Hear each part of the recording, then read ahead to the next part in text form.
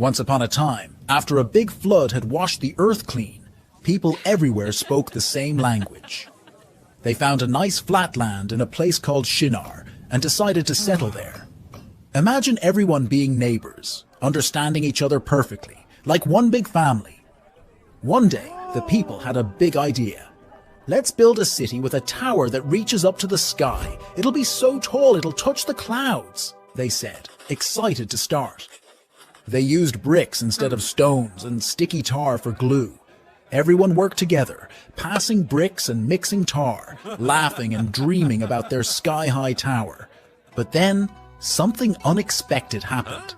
God looked down from heaven and saw the city and the tall tower. Look at them, all speaking the same language, working together on this big project. If they can do this, they'll think they can do anything. They're forgetting that some things are meant for God alone.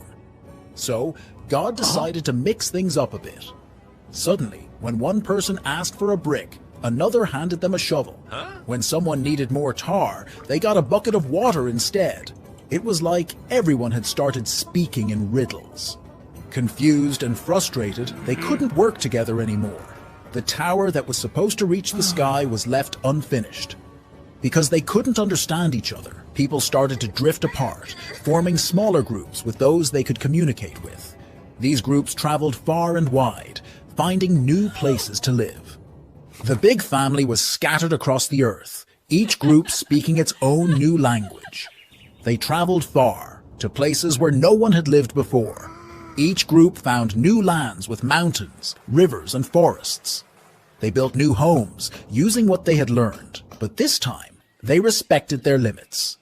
The world was filled with a rainbow of languages, each as beautiful and complex as the next.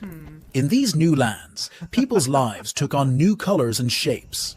They dressed in different clothes, sang different songs, and told different stories under the stars. Children grew up learning how to say hello and I love you in their own special language. They learned from the land and the animals, and they celebrated the seasons in their own ways. In the end, the story of the Tower of Babel shows us that it's important to remember we're not all powerful and that God has plans we might not understand. God made us all different, with many languages and ways of living, making the world a more interesting place.